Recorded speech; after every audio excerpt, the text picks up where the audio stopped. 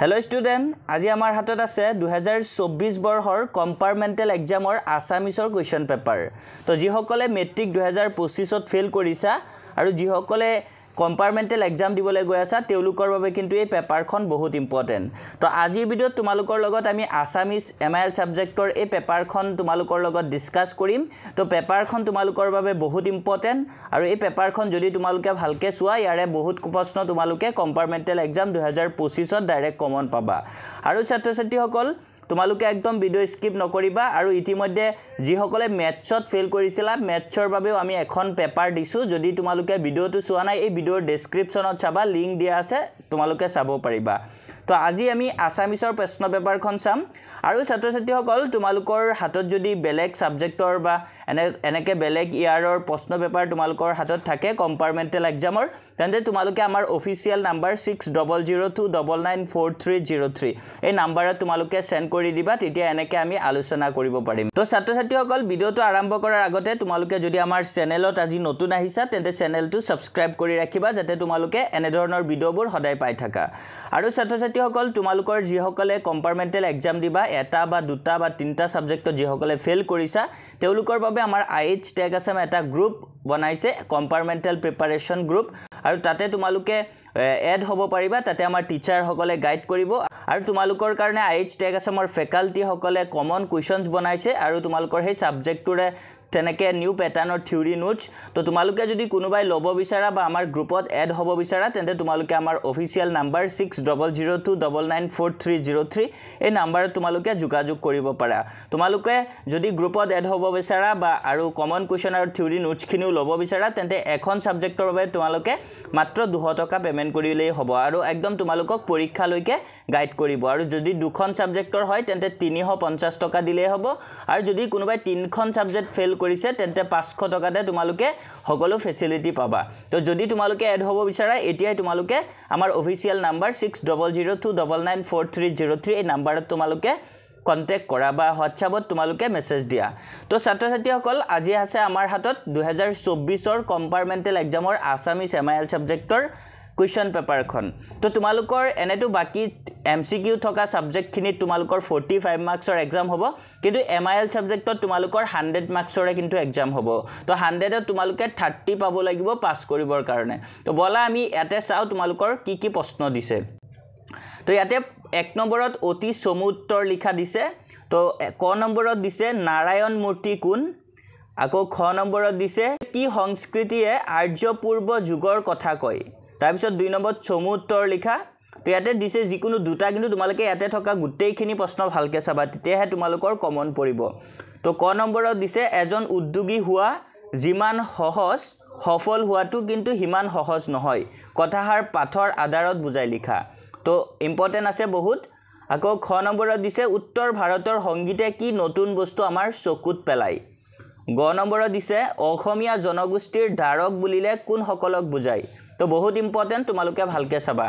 তাৰপিছত 3 নম্বৰত দিছে 4 মাৰ্কৰ প্ৰশ্ন। তো ইয়াতে ক আৰু খ দুটা প্ৰশ্নই তোমালোকে ভালকে চাবা, বহুত ইম্পৰ্টেন্ট।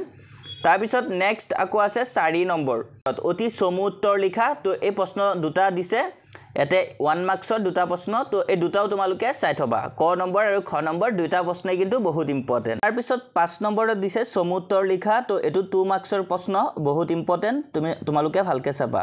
তাৰপিছত 6 নম্বৰত আছে তলৰ যিকোনো এটা প্ৰশ্নৰ উত্তৰ লিখা। তো ইয়াতে যিকোনো এটা দিছে কিন্তু ইয়াতে প্ৰশ্ন কিন্তু দুটা আছে। তো তোমালোকে দুটাই পঢ়িবা, এই দুটাৰ পৰা যদি তোমালোকৰ এটা কমন আহি যাব পাৰে।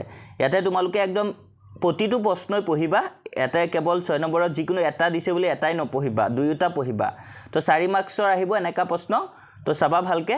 তাৰপিছত 7 নম্বৰত আকৌ দিছে অতি চমু উত্তৰ লিখা। তো এটা ভালকে চাবা, ক নম্বৰটো চাবা, খ নম্বৰটো চাবা। আকৌ 8 নম্বৰত দিছে চমু উত্তৰ লিখা। তো এটো 2 মাৰ্কছৰ প্ৰশ্ন, চাবা ভালকে, তোমালোকে ইম্পৰ্টেন্ট আছে। 9 নম্বৰত দিছে 3 মাৰ্কছৰ কুৱেশ্যন। তো এতে দুটা প্ৰশ্ন দিছে, দুয়োটাই চাবা। নাইবাদী ইৰাণীসকলৰ নৱবৰ্ষ উৎসৱৰ বিষয়ে লিখা দিছে। আকৌ ক নম্বৰ প্ৰশ্নটো চাবা, প্ৰতিটো প্ৰশ্নই তোমালোকে ভালকে পঢ়িবা। 10 নম্বৰত দিছে অতি চমু উত্তৰ লিখা। তো ইয়াতে ক খ দুটা প্ৰশ্ন দিছে, তো এই দুটাও ভালকে চাবা। আৰু তোমালোকৰ 1 মাৰ্কছৰ কুৱেশ্যন দেখোন কম্পাৰ্টমেণ্টেলত বেছিকে দিয়ে, তো তোমালোকে টেনশ্যন ল'ব নালাগে।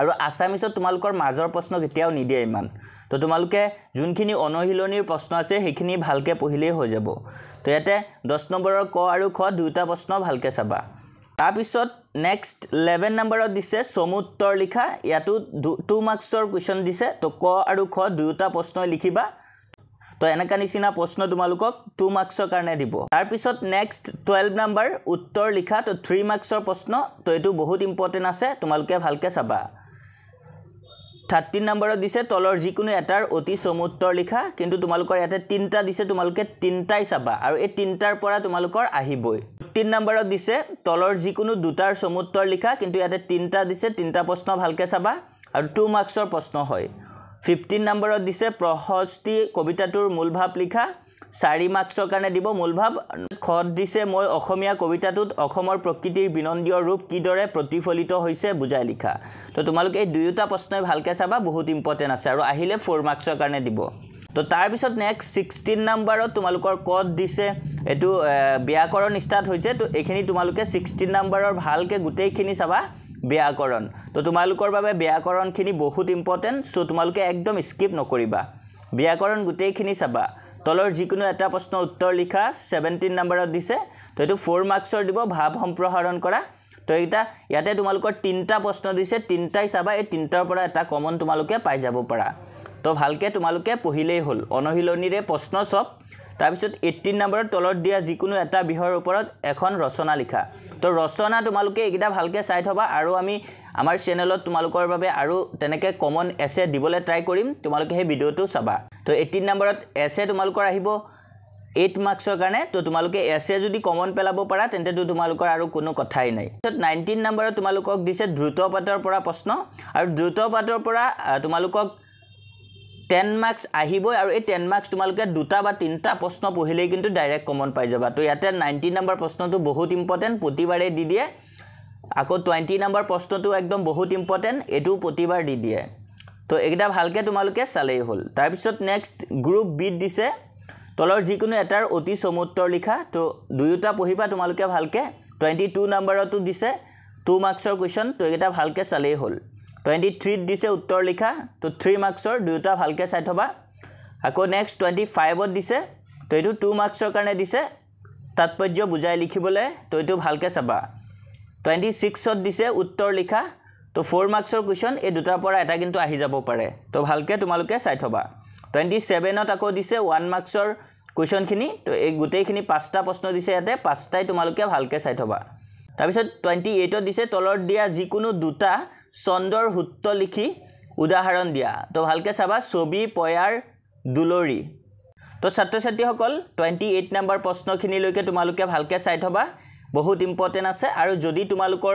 এই প্ৰশ্ন পেপাৰখনত কিবা ডাউট আছে কমেন্টছত তোমালোকে জনাবা আৰু তোমালোকৰ কিন্তু এনেকা নিচিনাই প্ৰশ্ন আহিব কম্পাৰ্টমেণ্টেল এক্সামত আৰু ইমানো টান প্ৰশ্ন তোমালোকৰ নাহে আৰু যদি আমাৰ গ্ৰুপত এড হ'ব বিচাৰা আমাৰ টিচাৰৰ গাইডেন্সবোৰ ল'ব বিচাৰা আমাৰ কমন কুৱেশ্যনছবোৰ ল'ব বিচাৰা তেন্তে আমাৰ অফিচিয়েল নাম্বাৰ 6002994303 এই নাম্বাৰত তোমালোকে যোগাযোগ কৰিলেই হ'ল হোৱাটছআপত মেছেজ দিলেই হ'ল আৰু তোমালোকৰ বাবে এনেকৈ প্ৰতিখন সাবজেক্টৰে আমি কম্পাৰ্টমেণ্টেল এক্সামৰ প্ৰিভিয়াছ কুৱেশ্যনবোৰ ডিসকাস কৰিম তো তাৰ কাৰণে চেনেলটো সাবস্ক্ৰাইব কৰি ৰাখিবা যাতে ভিডিওটো দিয়াৰ লগে লগে তোমালোকে পাই যোৱা তো আজি ভিডিওত আসামিজ প্ৰশ্ন পেপাৰখনে আছিলে